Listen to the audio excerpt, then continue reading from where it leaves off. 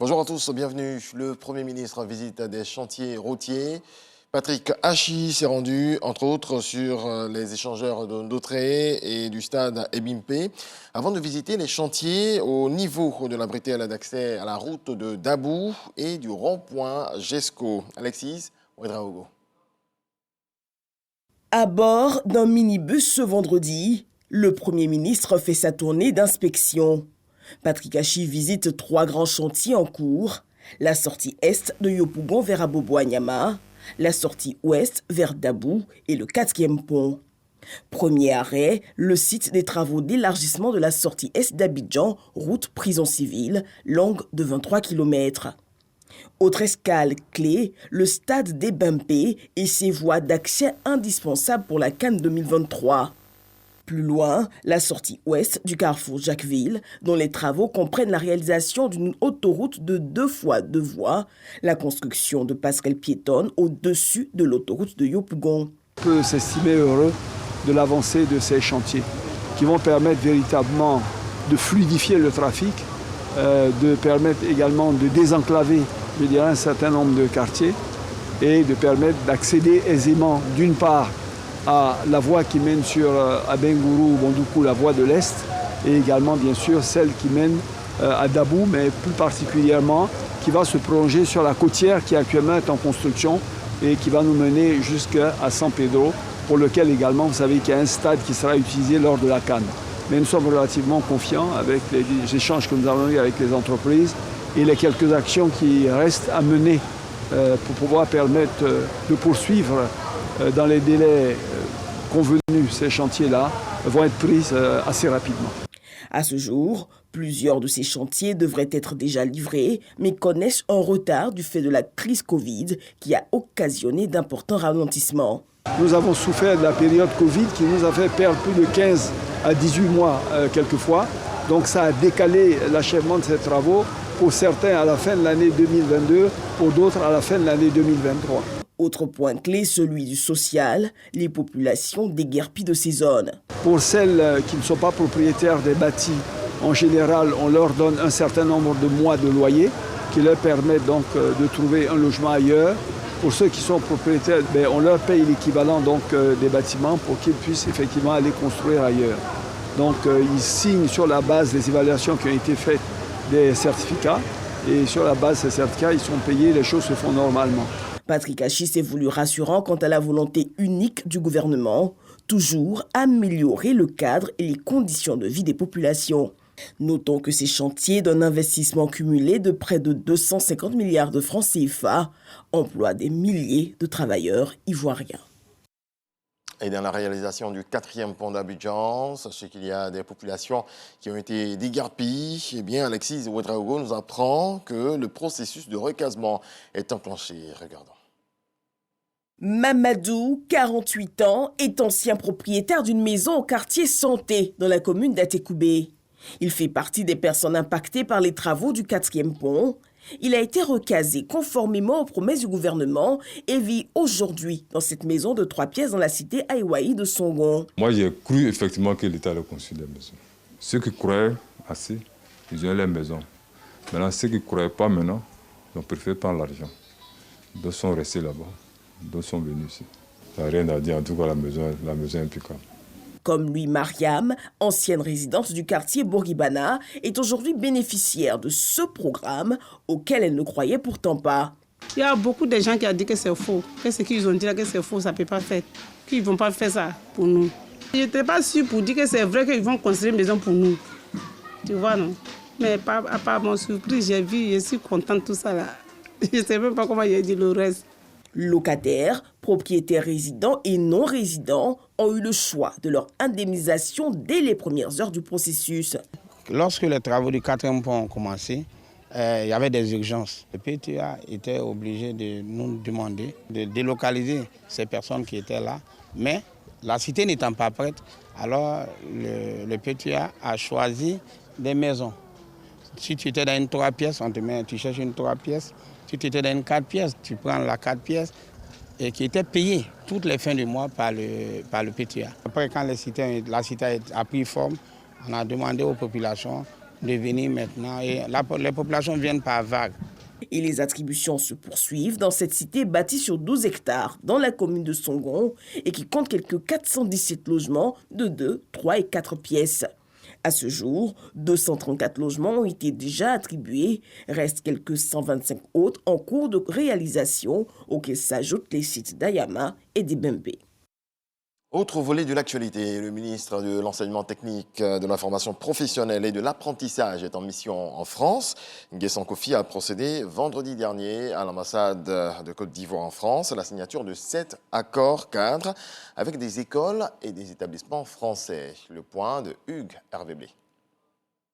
Des expertises qui assurément feront du bien à la formation technique professionnelle et à l'apprentissage en Côte d'Ivoire. Les structures françaises décident d'accompagner le ministre Kofi Nguessan pour repenser et revaloriser les offres de formation et améliorer tout l'écosystème afin d'offrir de réelles chances d'insertion professionnelle aux jeunes en Côte d'Ivoire. À travers ce partenariat, le CNAM va apporter son expertise de formation professionnelle aux équipes ivoiriennes. Dans le cadre de ce partenariat, on va surtout former les formateurs. On va transférer en fait notre expertise, notre ingénierie pédagogique, pour qu'ensuite ce soit les formateurs de Côte d'Ivoire qui puissent former la population en Côte d'Ivoire. L'ambassade de Côte d'Ivoire en France a abrité la signature des accords cadres de partenariat. Au nombre des signataires, Edith Cresson, l'ancienne première ministre française. Elle est la présidente fondatrice de l'école de la deuxième chance qui accueille des jeunes de 16 à 25 ans sans emploi, leur propose une formation pour s'insérer dans la vie active. Compte tenu du progrès de la robotisation et de l'intelligence artificielle, on entre dans une période où il faudra vraiment avoir une formation de base importante. Or, beaucoup de jeunes ne l'ont pas. Et les écoles de la deuxième chance ont pour objectif de pallier cette carence et d'aider les jeunes à acquérir une formation de base, c'est-à-dire savoir lire, écrire, compter et puis un minimum de connaissances qu'ils n'ont pas réussi à avoir à l'école. Je souhaite beaucoup que les écoles de la deuxième chance puissent s'implanter en Côte d'Ivoire. Je pense que c'est une bonne chose pour la Côte d'Ivoire. Les accords cadres signés à Paris sont le résultat de plusieurs missions d'études menées hors de Côte d'Ivoire en quête de partenariat. Nous sommes venus rechercher les partenariats à l'effet de pouvoir entreprendre de nombreuses actions en faveur de la formation des jeunes, la révision de nos programmes, la rénovation de nos plateaux techniques, la réhabilitation de nos infrastructures, la formation des gestionnaires du système. Donc aujourd'hui, nous avons signé avec cette institution. Notre ambition, soutenue par le gouvernement, c'est de faire en sorte que les jeunes puissent être bien formés et qu'ils puissent trouver le travail. Les ministres Mamadou Touré de la promotion de la jeunesse, de l'insertion professionnelle et du service civique et Adama Kamara de l'emploi et des affaires sociales ont montré tout l'engagement du gouvernement, surtout celui du président Alassane Ouattara à faire face aux immenses besoins d'éducation-formation, notamment aux questions d'insertion durable des jeunes en Côte d'Ivoire dans des activités lucratives. La lutte contre les constructions anarchiques se poursuit. La brigade d'investigation et de contrôle urbain du ministère de la Construction a procédé mercredi dernier à Bingerville à la démolition de 2 duplex. Les raisons avec Espérance Diakale et Cheikh Koni. Une fois de plus, la brigade d'investigation et de contrôle urbain du ministère de la Construction, du Logement et de l'Urbanisme a exécuté une mission de démolition. Il s'agit de 2 villas duplex situées dans la commune de Bingerville, toutes 2 érigées sans permis de construire. Ces opérations s'inscrivent dans le cadre de la lutte contre les constructions anarchiques instituées par le ministère de la Construction, du Logement et de l'Urbanisme. Nos équipes sont donc passées pour faire le contrôle et nous avons demandé l'arrêt des travaux. Malheureusement, le promoteur a poursuivi ses travaux et le 19 janvier 2022, nous lui avons notifié la mise en demeure de démolition. Cette démolition, c'est pour interpeller tous nos concitoyens que, avant de construire, il faut avoir les autorisations nécessaires. Le ministère de la Construction invite les maîtres d'ouvrage à se conformer aux règles de la construction en ayant recours aux spécialistes de ce domaine. Une rencontre avec l'acteur ivoirien Baba Bamba, l'une des plus grandes stars africaines du cinéma aux États-Unis d'Amérique. C'est l'opportunité offerte par la ministre Françoise Remarque, ministre de la Culture et de la Francophonie, aux étudiants de l'Institut national des arts et de l'action culturelle, INSAC, à Cocody, Abidjan. Cette masterclass qui a drainé du monde à la salle Bitimoro de cet établissement a eu lieu mercredi dernier. Le point de Issa Tchonayeo. C'est un acteur bien connu dans le cinéma hollywoodien aux États-Unis, Baba Bamba, acteur ivoirien qui a fait ses preuves dans le film Black Panthers et bien d'autres. De passage à Abidjan, a échangé avec des étudiants de l'INSAC, Institut national supérieur des arts et de l'action culturelle, établissement de référence dans la formation des professionnels culturels en Côte d'Ivoire. Ce n'est pas évident, ce n'est pas facile, mais quand ils savent que ça va pas être facile, disons, ils sont prêts à se battre et à faire tout ce qui est nécessaire. Donc tout ce que je peux dire, si vous pouvez suivre, en tout cas moi, mes pas, c'est ce que j'ai fait. J'ai jamais give up, j'ai jamais abaissé les bras, je me suis toujours battu. Et c'est pas juste pour moi, pour ma famille, aussi pour tous les jeunes qui suivent derrière moi. Ce passage d'expérience de l'acteur ivoirien avec ses jeunes frères à travers cette masterclass a été possible grâce à la ministre de la Culture et de la Francophonie, Françoise Remarque. La vision de la première responsable de la culture en Côte d'Ivoire est claire. Former une élite culturelle dynamique en s'appuyant sur des valeurs sûres et des références dans les différents domaines d'expression artistique. Le partage d'expériences que nous venons de vivre avec ce jeune talent, dont on est très fiers, avec la génération, avec les jeunes de l'INSAC, nous conforte dans cette vision que la Côte d'Ivoire doit être une terre de cinéma grâce à ce talent, grâce à la richesse de sa culture, grâce au tourisme autour du cinéma que nous souhaitons aussi porter dans le cadre de notre mission.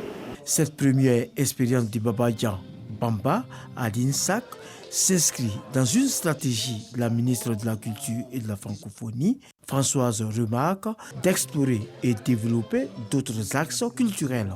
Au cœur de cette stratégie, la diaspora est un partenaire privilégié pour un partage d'expériences, mais également assurer une visibilité de la Côte d'Ivoire à travers des projets structurants et pourvoyeurs d'emplois. Dans le reste de l'actualité au Mali, dans la nuit de vendredi à samedi, le président de transition, le colonel Assimi Goïta, a signé un décret portant création de la commission de rédaction de la nouvelle constitution. Eh bien, les membres de cette commission qu'il va nommer vont travailler sous son autorité pour présenter un avant-projet de loi portant constitution du Mali dans le cadre de la refondation. Et puis Haïti, au lendemain de l'enlèvement de 2 minibus et leurs 38 passagers, un syndicat de transport en commun a annoncé ce samedi que tous les kidnappés ont été libérés des mains des gangs criminels. Le cas illustre bien l'insécurité régnante à Port-au-Prince, où le quotidien est rythmé par les kidnappings. C'est tout pour ce point de l'actualité. Merci à toutes et à tous de votre attention. Excellent dimanche à vous.